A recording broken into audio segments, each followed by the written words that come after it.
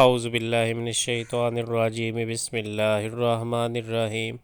وَلَقَدْ آتَيْنَا مُوسَى الْكِتَابَ وَقَفَّيْنَا مِن بَعْدِهِ بِالرُّسُلِ وَآتَيْنَا عِيسَى ابْنَ مَرْيَمَ الْبَيِّنَاتِ وَأَيَّدْنَاهُ بِرُوحِ الْقُدُسِ أَفَكُلَّمَا جَاءَكُمْ رَسُولٌ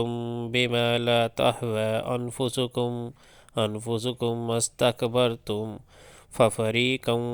فَفَرِيقًا كَذَّبْتُمْ وَفَرِيقًا تَقْتُلُونَ۔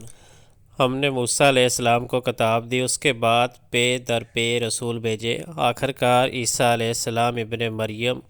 علیہ السلام کو روشن نشانیاں دے کر بھیجا اور روح پاک سے اس کی مدد کی۔ پھر یہ تمہارا کیا ڈھنگ ہے کہ جب بھی کوئی رسول تمہاری خواہشات نفس کے خلاف کوئی چیز لے کر تمہارے پاس آیا تو تم نے اس کے مقابلہ میں سرکشی ہی کی، کسی کو جھٹلایا اور کسی کو قتل کر ڈالا۔